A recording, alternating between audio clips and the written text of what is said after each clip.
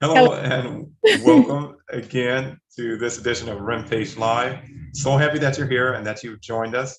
And Katerina, welcome again. How Thanks. are you, first of all? Oh my goodness, I'm fantastic. Thank you. How are you? Excellent, excellent. You know, Katerina, what's so fun about this is I feel like you and I are serving delicious ice cream to our audience. Yes, That's yes. what this feels like. So we've prepared some ice cream for you all today. Today we're talking about something that's so empowering and so fast. This, if you can just change your mind about this, change the way you're thinking about this, immediately you're going to have a change in your life. Immediately. Absolutely. Katerina, what are we talking about? Oh, I love it. We are talking of personal responsibility and taking the power back in our It's life. your fault. That's it. Yes. Just say it. It's my fault. Yes, I'm responsible for this experience. I'm responsible for every experience in my life. Do you know, I lived that. And I have proven to myself. What I would suggest is being willing to test, right? When we sometimes think we know how something works, being willing and open to test something and prove it to ourselves is a really empowering thing as well, right?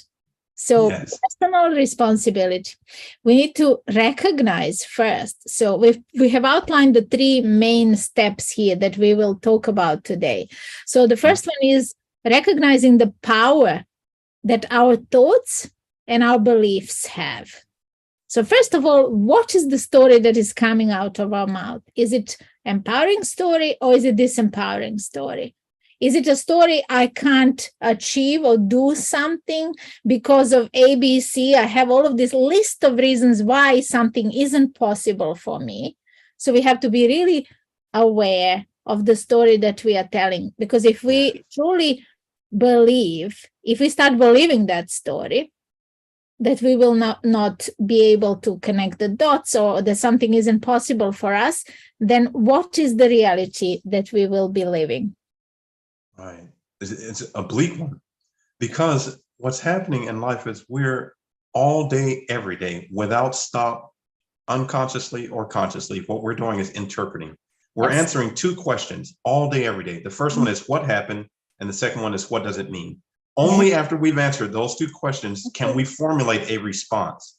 So no matter what happens to you, if a stranger walks by and gives you a strange look, the first two questions you answer is what happened? That guy just walked by me and gave me a strange look. And then what does it mean? He doesn't like me, or he's like we put the story together all day, every day. We're interpreting that, and that's us. Absolutely. Without even confirming with the guy what he means, or sir, why did you look at me like that? We've already told ourselves the story, and then we respond to it. Yes. To it. So we've created a reality for ourselves. That's the thing. That is the point. And you use that word really correctly. What we are doing, in essence, we are creating the reality that we don't want to live, right? But by repeating the story and affirming to ourselves that this is impossible, that this has a meaning, such as I cannot succeed, we are actually creating that reality that we don't want to live. So the answer to this, what is the answer? The second point that we made there is take responsibility for our own actions and decisions, right? So it's very easy to say, somebody at my work did something to me, or this person didn't understand me, so they have caused something. Every single time we say that somebody else is responsible for the outcome in our life, we're giving power away. We're assigning our power away from ourselves. Which means what you're saying is you cannot have power unless you take responsibility. Absolutely. You can't say it's your fault, but then still feel and be empowered. You cannot. When you give blame, you also give responsibility, or also give your power away. Exactly. When you take responsibility, you take power back. Absolutely that. It is so logical, isn't it? Yeah, absolutely. Yeah. And then how do we build on that? We practice. We practice self-reflection and growth. Yes, we reflect constantly on this. How am I seeing, how am I looking at this situation that happened? What was my part in this? Exactly. That's big. What was my part in this? Yeah, exactly. Relationships fall apart. It's not always that other person's fault. It's not only that other person's fault. Take that power back. What could I have done differently? What was my role? What were my actions? You can always evaluate your actions. You can evaluate your intentions. You can evaluate your method of execution on those intentions, and you can evaluate your results. Exactly. Self-reflection. It's really essential for our success to assume all the full responsibility for every single outcome in our lives, even for the ones that are seemingly in other people's power of decision. Yeah. Just by agreeing to those terms, we can assume the power. And the moment we assume we can assume the responsibility. The moment we assume a responsibility, we have taken back the power, right? And then, now we change the way we think about it. And we change our beliefs, we change our story, and we witness a completely different reality, a reality that is on purpose, that is deliberate. Right. Sorry. And then, oh no, you're fine, you're fine. And then you get to ask another question that you will not have the right to ask or the ability to ask unless you first take responsibility.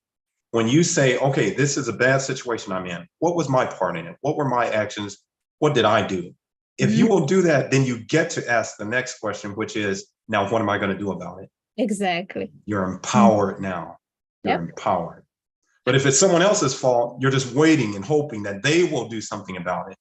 Exactly. No. When we take our own power back, we assume more responsibility, and then we can align ourselves to every single change that we want to make, every single outcome that we want to live. We can align ourselves to that precise outcome, to that version of ourselves, right? We can really build and grow only from that standpoint.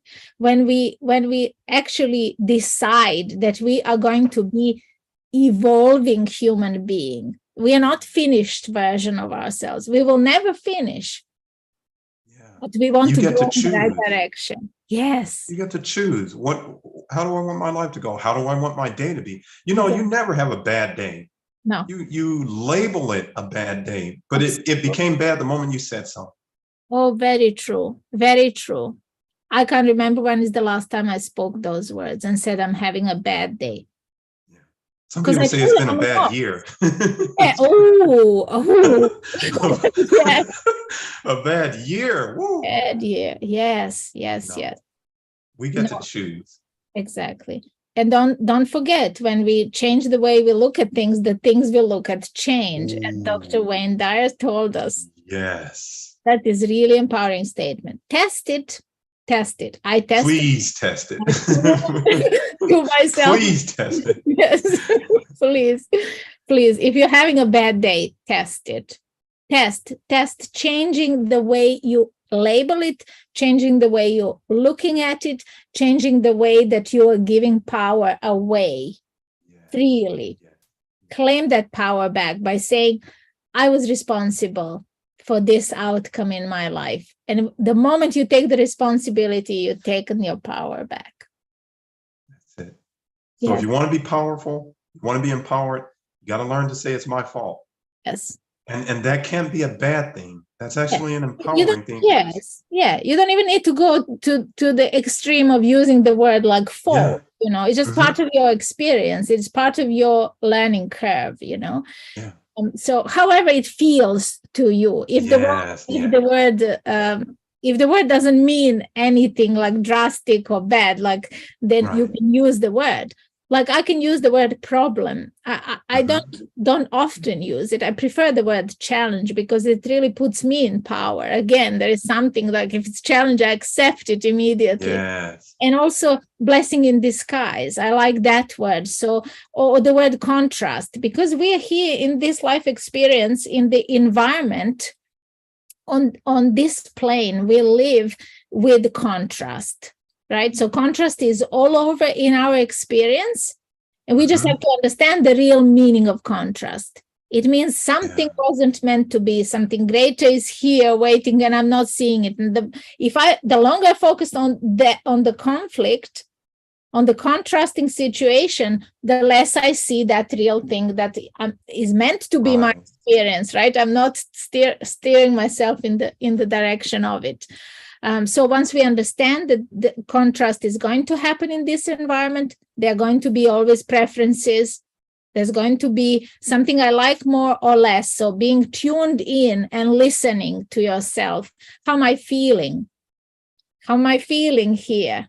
Right? And if it's a good feeling, then you follow that good feeling until you reach the point of really aligning yourself with your purpose and mission in this life.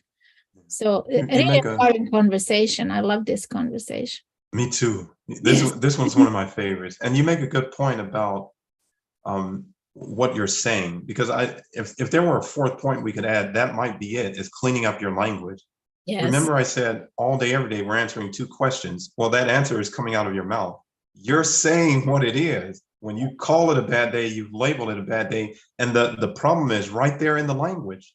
Yes. If you call a problem an opportunity, suddenly it changes, doesn't it? Exactly. If you say, instead of saying, I have to do this, I have to do that, you say, I get to do this, I get to do that. That's a big shift there, just with the change of the word. Absolutely. It's an easier feeling. It's like, okay, I do have the opportunity here. I have the power here to change things that I don't like. As when you're looking at something and giving power away, you start to feel like a victim of circumstance, like life is happening to you, and all of these things that really are disempowering. And you don't realize that you are giving your power away, right? So in creating reality that you really don't wish or deserve to live. Listen to the difference between I have to make dinner for my family tonight, or I get to make dinner for my family tonight. Yes. You can hear it. You can hear the difference there. Absolutely. Very much so. And I would encourage everyone to find those definitions for themselves. So most of us will have this sort of negative connotations towards certain words and labels. So if you feel that you're hurting yourself every time you say those words, then stop saying them and start looking, feeling. At least English language offers you so much possibility to express yourself with a slightly different word, which will produce a different feeling inside you. So you can align yourself to that feeling. So yeah, I really agree that language is powerful tool that we can use to empower ourselves as well. And I promise you, the good is always there. If you will look for it, the good is always there. Absolutely. Even in some of the darkest situations, there's a beauty in there, there's a peace in there, there's a lesson in there, there's some growth in there. The good is always there. Amen. Patrick, that is, I think, a standalone subject that we are naturally positively aligned. So if we are willing to let go of a particular way that we are looking at situation and just stand back, just take a step back into our bigger self, into our bigger picture, we will automatically align to that positive outlook that is inside us, that is our nature. Is already aligned. As you say that, I'm reminded of what happens with our physical wounds. They heal. Yes. You get a cut on your finger, give it time, it heals. And the same thing will happen naturally inside of us unless we hold on to it. It will heal.